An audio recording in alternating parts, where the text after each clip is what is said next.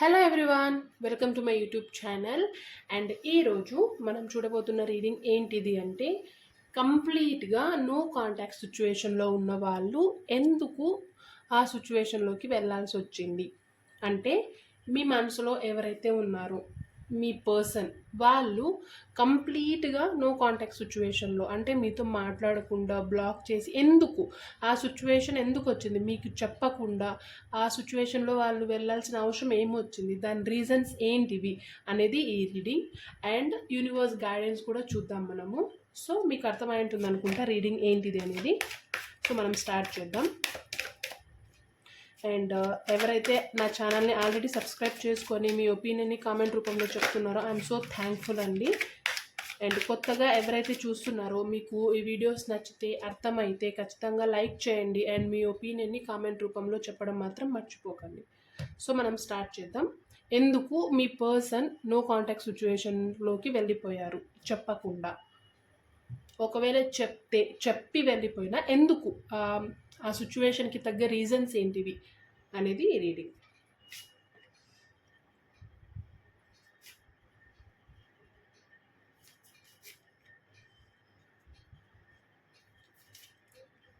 Okay okay bottom of the deck completion card వచ్చింది. So మీ person ఎవరైతే ఉన్నారో వాళ్ళు కంప్లీట్గా మీతో మాట్లాడకుండా ఉండడానికి ఏంటిది main reason? Bottom of the డెక్తో ఏం చెప్తుంది అంటే, వాళ్ళకి సంబంధించి అంటే రిలేషన్షిప్కి సంబంధించి కాదు, వాళ్ళకు పర్సనల్గా సంబంధించి మేబీ ఫ్యామిలీలో ఉన్న రెస్పాన్సిబిలిటీస్ కావచ్చు, లేదంటే కెరియర్ పరంగా కావచ్చు, వాళ్ళు ఏదో కంప్లీట్ చేయడంలో బిజీగా ఉన్నారు. అంటే ఇది మేజర్ థింగ్ కావచ్చు, అంటే కొంచెం కెరియర్ పరంగా లేదంటే ఫ్యామిలీ పరంగా ఏదైతే కంప్లీట్ చేయడానికి వాళ్ళకి మేబీ ఈ రిలేషన్షిప్ వల్ల ఏదైనా ప్రాబ్లం అయి ఉండొచ్చు, లేదంటే కైండ్ ఆఫ్ ఇష్యూని క్రియేట్ చేసి ఉండొచ్చు. అంటే మోస్ట్లీ వాళ్ళు ఏదో కంప్లీట్ చేయడానికి చాలా క్యూరియాసిటీతో ఎగ్జైట్మెంట్తో అంత హార్డ్ వర్క్ చేస్తున్నారు. ఈ రిలేషన్షిప్ పరంగా ఎక్కడ అది స్టాప్ అవుతుందనో, లేదంటే ఏదైనా అడ్డంకులు వస్తాయనో అనుకొని వాళ్ళు కంప్లీట్గా అవాయిడ్ చేయడం కానీ, నో కాంటాక్ట్ సిచ్యువేషన్లో ఉండడం కానీ జరిగి ఉండొచ్చు. ఇది ఒక రీజన్ అయి ఉండొచ్చు. సో మనం స్టార్ట్ చేద్దాం కార్డ్స్తో.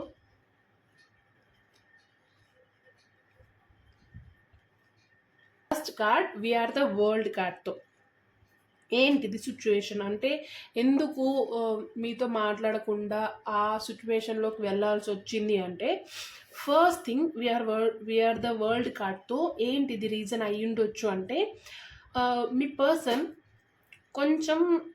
కొంచెం కాదు ఎక్కువ ఇంపార్టెన్స్ ఫ్యామిలీకి ఇస్తున్నారు.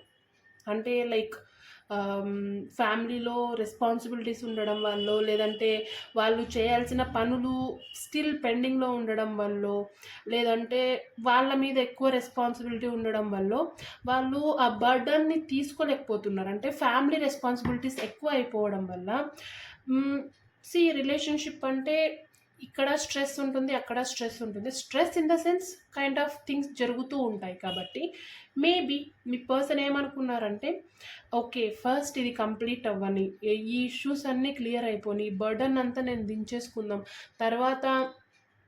తర్వాత ఈ రిలేషన్షిప్ గురించి ఆలోచిద్దాం, ఇప్పుడు కొంచెం బ్రేక్ ఇద్దాం. అంటే ఇది నెగిటివా పాజిటివా అంటే కైండ్ ఆఫ్ టూ థింగ్స్, పాజిటివ్గాను తీసుకోవచ్చు, అట్ ద సేమ్ టైం నెగిటివ్గాను తీసుకోవచ్చు.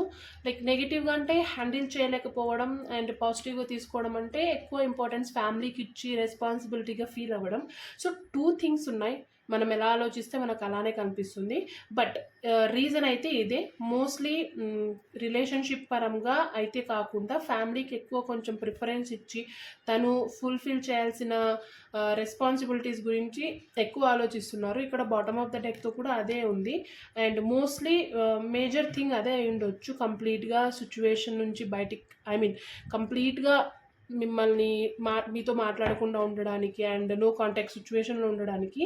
అండ్ ఇంకొక రీజన్ ఏమై ఉండొచ్చు అంటే కంప్లీట్గా ఇక్కడ చూడండి ఎంత పీపుల్ ఉన్నారంటే కంప్లీట్గా మీ పర్సన్కి ఏ స్టెప్ తీసుకోవాలో ఐడియా లేకపోకుండా ఉండడం.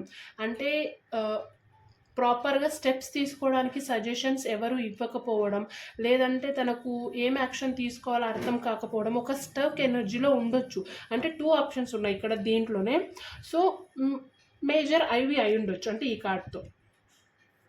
అండ్ ద మాస్టర్ కార్డ్తో ఇంకొక రీజన్ ఏంటిది అంటే మీ పర్సన్ ఎవరైతే ఉన్నారో దీనికి సెకండ్ రీజన్ ఏంటిది అంటే తను ఫుల్ ఆఫ్ స్టక్ ఎనర్జీలో ఉన్నారు. కెరియర్ పరంగా ఇన్ని రెస్పాన్సిబిలిటీస్ ఉన్నాయి. కొంచెం ఏమై ఉంటుందో అంటే మనీ పరంగా కొంచెం ఇష్యూస్ ఫేస్ చేస్తూ ఉండడం, at the same time family పరంగా కూడా కొంచెం ఎక్కువ రెస్పాన్సిబిలిటీ తీసుకోవడం, ఇవన్నీ స్ట్రెస్ అయిపోయి తను ఒక స్టక్ ఎనర్జీలో ఉన్నారు. తనకు తెలుసు తను ఆ స్టక్ ఎనర్జీ నుంచి క్లియర్గా బయటికి రావచ్చు అని, అండ్ దాన్ని తను ఈజీగా హ్యాండిల్ చేయొచ్చు అని కూడా తెలుసు మీ పర్సన్కి. బట్ స్టిల్ తను ఇవన్నీ ఆలోచన చేయడానికి కూడా టైం లేదు. ఐ మీన్ అంత ఓపిక లేకపోవడం, లేదంటే ఒక స్టక్ ఎనర్జీలో ఉండడం వల్ల తను ఆ పర్సన్ ఏ స్టెప్ తీసుకోలేకపోతున్నారు. తనకు తెలిసి అన్ని రిసోర్సెస్ తనకు ఉన్నాయి అండ్ అంత మంచి ఛాన్స్ ఉంది బయటికి రావడానికి. ఆ ఎనర్జీ నుంచి కంప్లీట్గా పాజిటివ్లో రావచ్చు.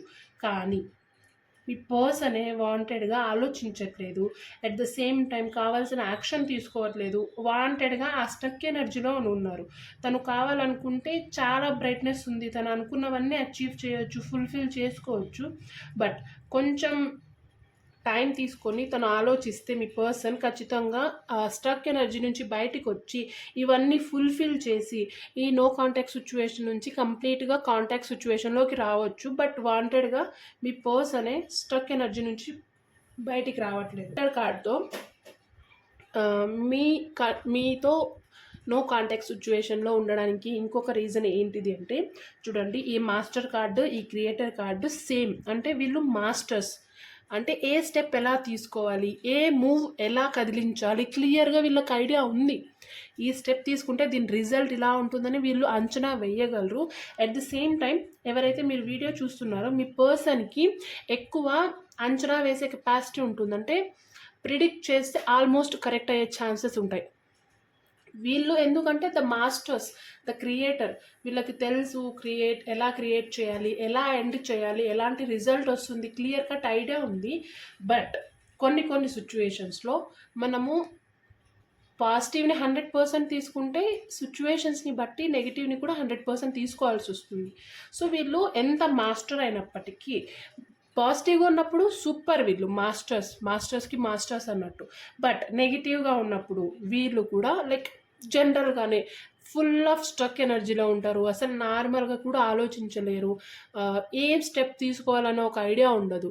అండ్ ఇప్పుడు మీకు నో కాంటాక్ట్ సిచ్యువేషన్లో ఉండడానికి ఇంకొక రీజన్ ఏంటిది అంటే మీ పర్సన్ ఏ స్టెప్ తీసుకోవాలని క్లియర్ కట్గా ఆలోచించట్లేదు.